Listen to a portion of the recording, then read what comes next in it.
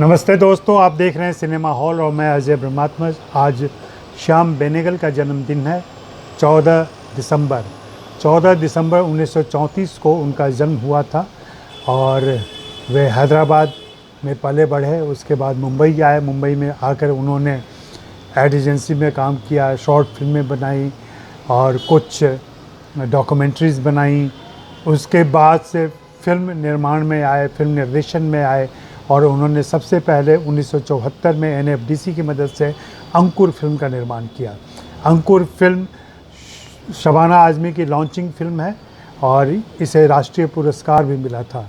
उसके बाद से लेकर 2010 तक उन्होंने लगातार फिल्मों का निर्माण किया है और अभी 86 की उम्र में, जी हाँ 86 की उम्र में शायद भारत का और अकेले वे वाहिद ऐसे निर्देशक हैं जो इस उम्र में इतने सक्रिय हैं। अब वे एक और फिल्म बनाने जा रहे हैं।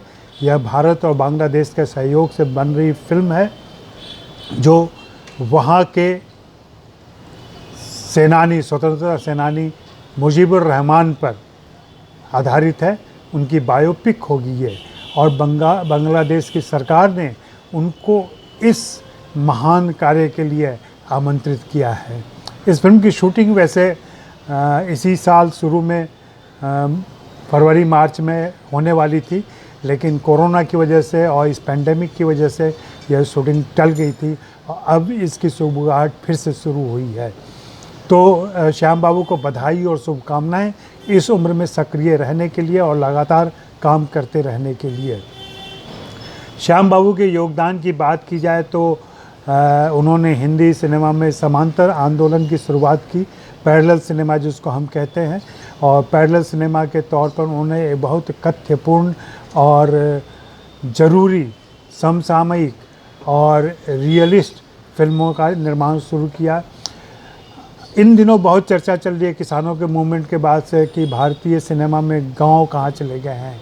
अगर आप श्याम बेनेगल की फिल्में देखें तो उनमें गांव भी दिखेगा और गांव बहुत ही कारगर तरीके से वहाँ की संस्कृति और संगीत और वहाँ की ध्वनि और वहाँ की भाषा के साथ श्याम बेनेगल की यह खूबी काबिल तारीफ़ है और रेखांकित करने योग्य है कि बाद के निर्देशकों ने इसका पालन क्यों नहीं किया।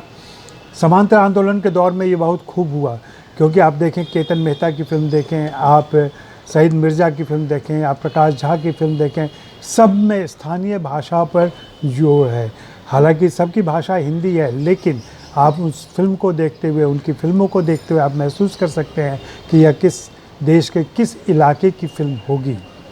हिंदी फिल्मों में यह खूबी कमर्शियल फिल्मों में ख़ास करके बिल्कुल गायब है, क्योंकि कमर्शियल फिल्मों की एक ख़ास भाषा होती है और उनकी कोशिश होती है कि पूरे देश को वे खुश कर सकें।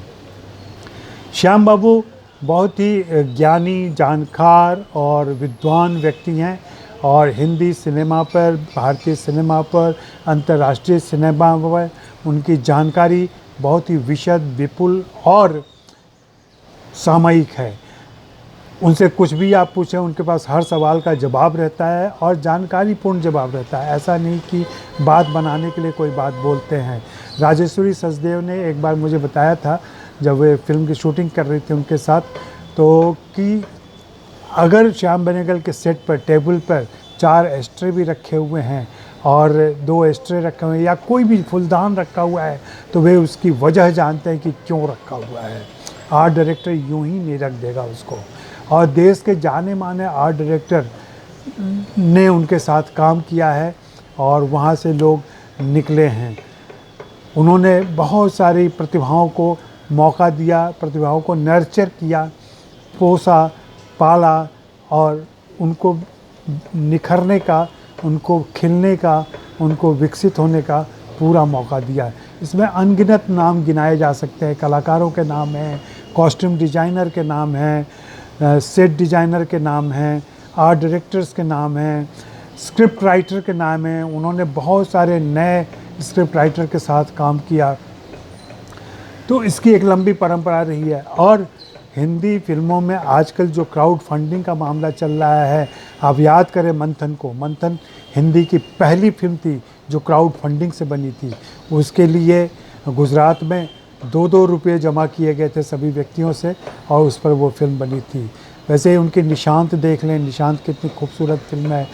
मंडी देख लें, मंडी में क्या खूबसूरत तरीके से उन्होंने एक पूरा माहौल को रचा है और कैसे जो समाज की जो परित्यक्त महिलाएं हैं उनके जीवन को समर्पित करके उस भावभूमि पर यह फिल्म बनाई है। उन्होंने कुछ बायोपिक भी बनाए, उन्होंने डॉक्यूमेंट्रीज़ बहुत अच्छे बनाए हैं। रे साहब पर उनकी डॉक्यूमेंट्री है, रे साहब से उनकी बातचीत आज भी लोग सुनते हैं और उसको समझने की कोशिश करते हैं।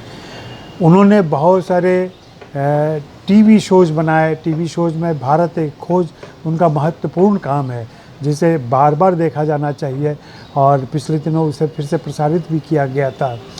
उनकी यात्रा भी है। लास्ट काम उनका जो संविधान था टीवी शो पे, वो भी बहुत ही यादगार और महत्वपूर्ण काम है।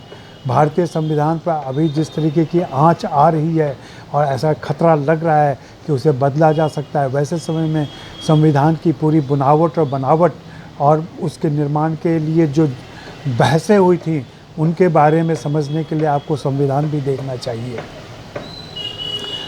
जैसा कि मैंने पहले बताया कि बहुत ही खुशी की बात है कि वे बांग्लादेश और भारत के सहयोग से मुजीबुर रहमान पर एक फ़िल्म बनाने जा रहे हैं। भारत का सहयोग यूँ समझिए कि भारत के फिल्म निर्देशक श्याम बेनेगल वहाँ जा रहे हैं काम करने के लिए और यह बांग्लादेश की ऑफिशियल फ़िल्म होगी।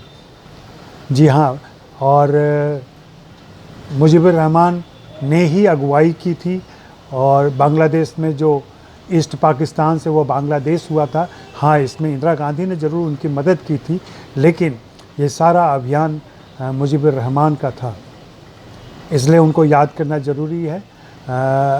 बंगाल में और बांग्लादेश में बहुत ज़्यादा फ़र्क नहीं है, संस्कृति का तो लगभग एक ही जैसी है, भाषा एक है, मज़हब के लोग ज़रूर अलग हैं।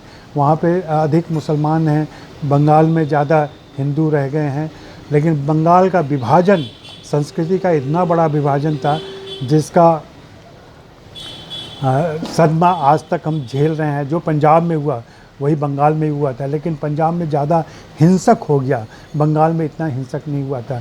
श्याम बाबू के बहाने हम लोग दूसरी बातें करने लगे, लेकिन श्याम बाबू के हम याद करें और श्याम बाबू की जो खूबियों की बात मैं कर रहा था उनके साथ, जैसे अशोक मिश्रा जी ने काम किया है।